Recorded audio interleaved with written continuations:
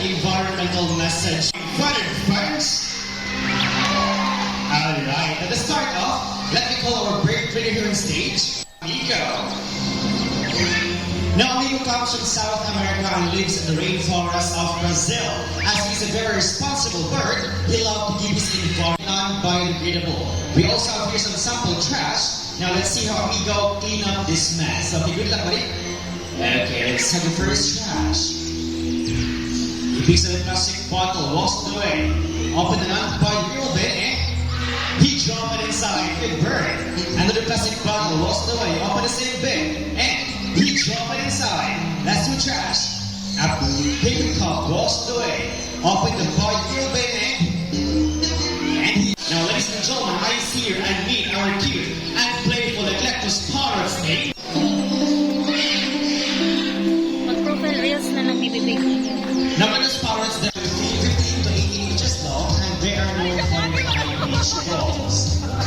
They are found in the skies of Solomon Islands, Papua New Guinea, and Australia.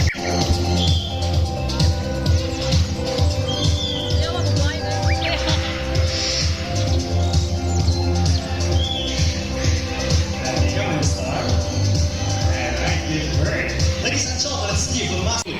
Can you wave to the crowd? Thank you so much.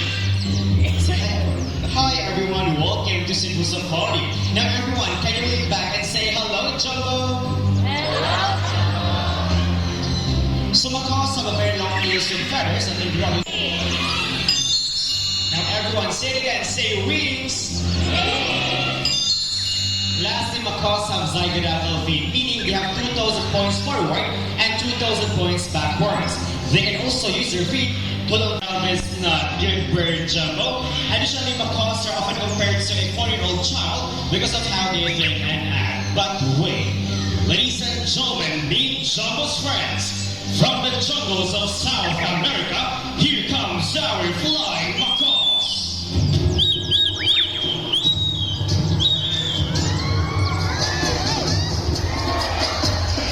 Now we have 4 flying macaws named Harry, Carly, Tony, and Zaidi.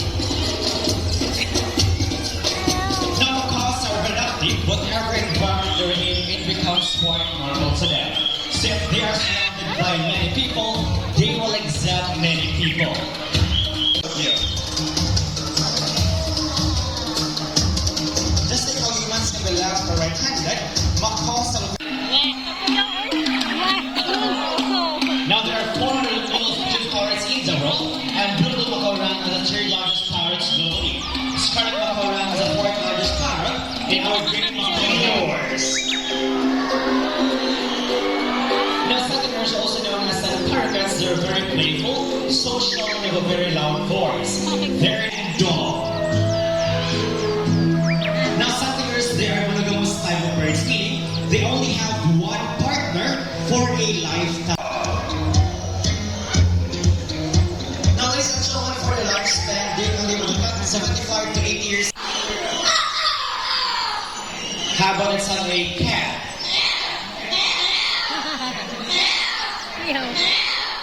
Okay, ready? Can you bark? How about let's have a telephone ringing?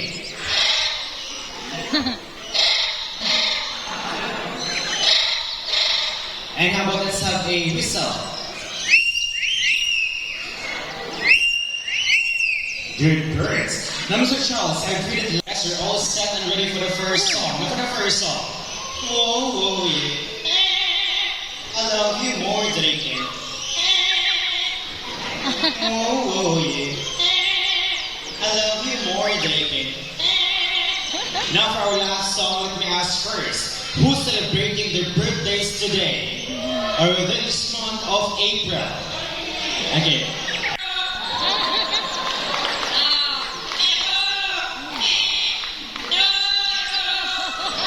Last one, buddy.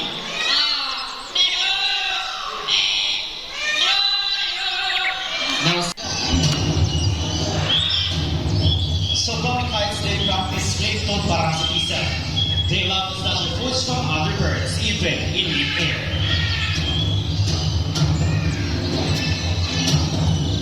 And these medium-sized vertebrate can be found in the skies of Sri Lanka, Ipa, and the lonely northern Philippines as Baroque Bisaya and Lawin Ipa.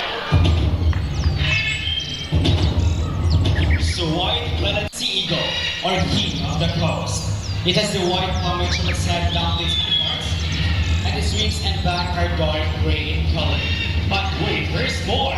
Here comes...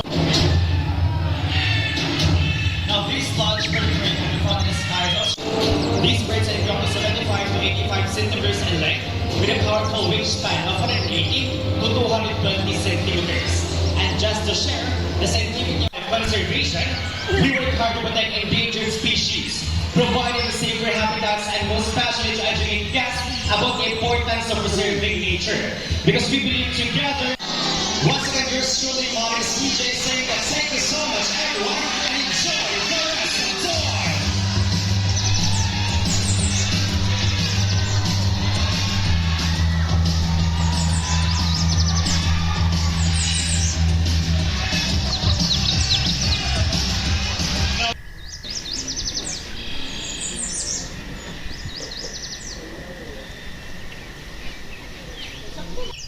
Picture sa talas. Oh.